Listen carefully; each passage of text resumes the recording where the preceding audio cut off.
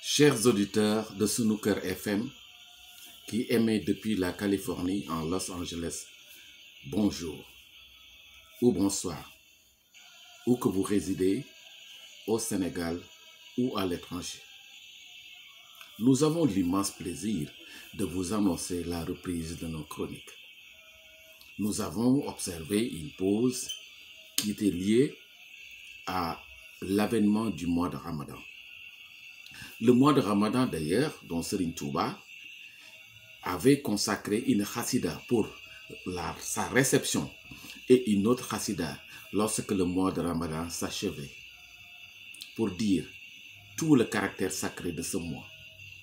Et Serigne Touba, dans sa pratique, à l'approche du mois de Ramadan, comme d'ailleurs à la fin du mois de Ramadan, disait toujours à ses hôtes qu'il avait le plaisir et l'immense plaisir de recevoir ce mois, son hôte sacré qui était le Ramadan, mais aussi de l'accompagner, comme je vous l'avais dit, par un autre chassida.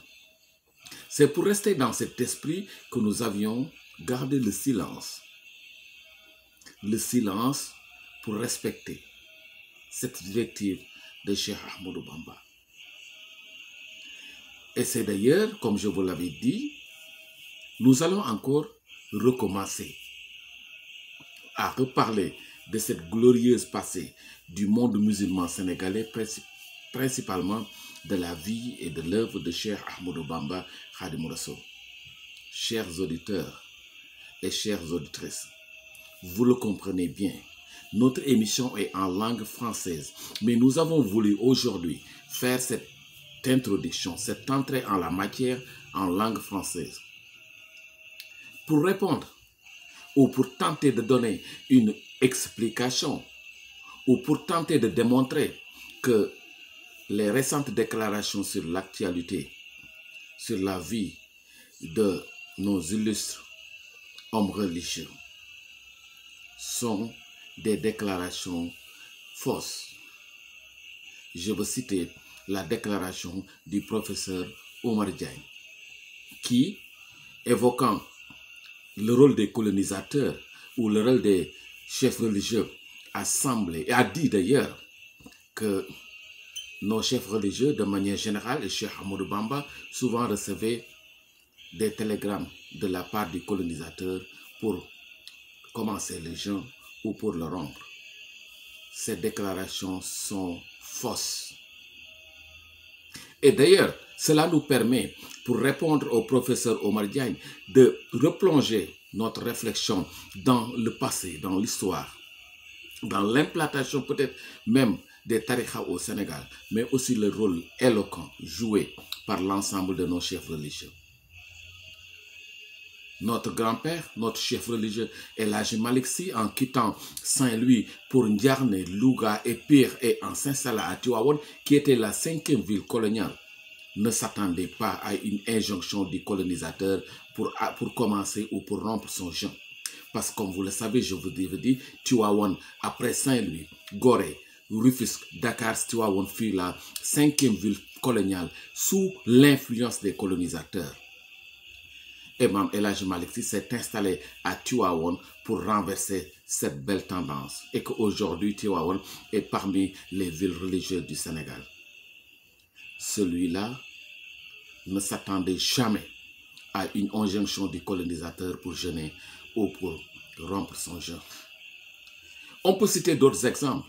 Imam Moulay El Mahdiou, il a été déporté à Gorée, interné, et le colonisateur a tout fait pour arrêter sa mission prophétique. Celui-là ne recevra jamais d'une injonction du colonisateur pour arrêter ou pour commencer son jeûne. Amary Ndack Seck, de retour de guerre après la mort du Mahdi Ahmadou Cheikh-Ouba en 1875 dans la bataille dans la fameuse bataille contre la coalition contre Lat Dior, Alboury Ndiaye et le colonisateur, dans la fameuse bataille de Samba Sadio, Amary Ndack Seck, en créant Sénéba Tchèque, n'a pas attendu le colonisateur pour jeûner ou pour rompre son jeûne. On peut citer les exemples à Ndiassane. Notre grand-père Abdoulaye Niass, à Kaolack, son village Taïba Niassène a été brûlé, sa mosquée. Il n'a jamais attendu le colonisateur pour créer Kaolack. Léona, acquis. La terre acquise en Wolof, Léona, c'est ce qui est acquis. Il n'a pas attendu le colonisateur pour jeûner ou pour rompre son jeûne. Et Cheikh Ahmadou Bamba dans tout cela, Khadim Rassoul, qui, de sa déportation au Gabon, vous avez lu à travers ses écrits tout ce qu'il a dit sur les moments extrêmement difficiles et pénibles dans cette forêt équatoriale de l'Afrique centrale, où Serigne Touba, en rompant son jeûne, n'a même pas de l'eau à boire pour rompre son jeûne.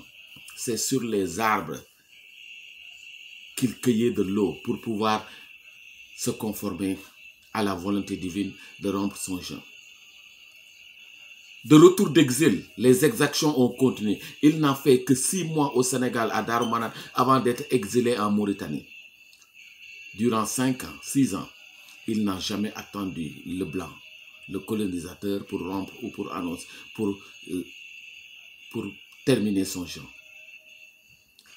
De la Mauritanie, Serigne Touba a été exilé à Thiéyène encore, en résidence surveillée. Il n'a pas attendu. Jusqu'en 1912, qu'il rejoignit Diourbel, Ndiarème. Et de Ndiarème, nous allons vous donner des faits historiques qui montrent que le colonisateur, contrairement à ce que dit le professeur Cheikh Omar Diagne, avait un respect pour Cheikh Ahmadou Bamba.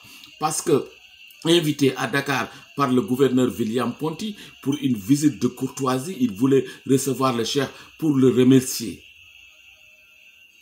Cheikh Ahmadou Bamba, accompagné de Mam Cheikh Anta Mbacké, entre autres, et de son fils Cheikh Mohamedoul Moustapha Al-Karim, s'est rendu à Dakar. Et le protocole du gouverneur voulait savoir quelles étaient les choses à éviter pour la réception de cette hôte de grande marque et de grande qualité. Et Bou El Mortad, le grand interprète d'Oulousek, a été approché. Il leur a dit: faites 3 choses. Ne faites pas 3 choses en recevant Cheikh Ahmadou Bamba.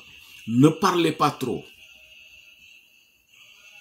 Dans cette audience, pas de femmes. Et dans cette audience, ne l'appelez jamais à l'heure de la prière. Parce que si vous l'appelez à l'heure de la prière, il ne viendrait pas, même si vous l'avez invité à Dakar. Donc, ce cheikh-là ne va pas attendre l'avis du blanc pour rompre ou pour commencer son jeûne.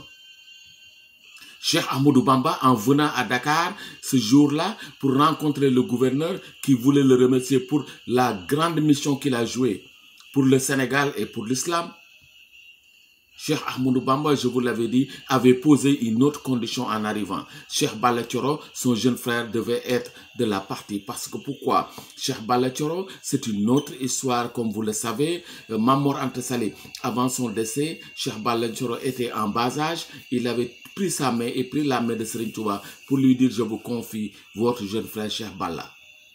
Cheikh Balla Thioro avait fait l'école française. Et on l'avait même, les Blancs voulaient même le nommer comme chef de cercle de Dagana. Il a refusé. Il a dit que je vais à l'école française uniquement pour pouvoir aller au Gabon et rencontrer Cheikh Ahmadou Bamba, pouvoir communiquer avec les Gabonais. En cours de route, il fut un excellent éducateur. Cheikh Balla Thioro, nous devons le remercier sa vie. Pour vous dire que Cheikh Ahmadou Bamba et l'ensemble de nos chefs religieux n'ont jamais été à l'écoute du blanc pour commencer ou pour rompre le jeûne. Chers auditeurs et auditrices de Sénégal FM, nous allons revenir sur ces différentes étapes-là pour expliquer aux nouvelles générations, à ceux qui ne comprennent pas, la quintessence et l'essentiel des combats religieux que nos chefs religieux, de manière séparée, mais de manière coordonnée, ont eu à mener sur ce territoire sénégalais. L'heure est de leur rendre hommage et non d'essayer d'amener de petites contradictions qui peuvent créer le trouble dans ceux-là qui n'ont pas encore compris l'histoire et la construction de l'islam au Sénégal. Chers auditeurs, nous allons dimanche revenir en langue wolof sur l'essentiel de ces contributions pour montrer quelle est la voie à suivre.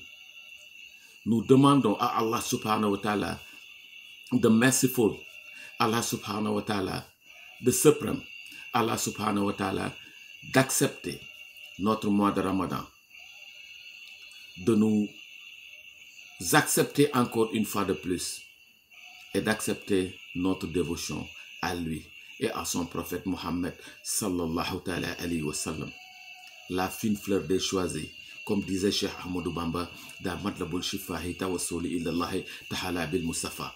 Donc nous allons revenir Inch'Allah dimanche en langue wolof sur notre chronique. Merci et à dimanche, chers auditeurs de Sous le Cœur FM qui émet depuis la Californie aux États-Unis d'Amérique. Merci et rendez-vous est demain pour dimanche.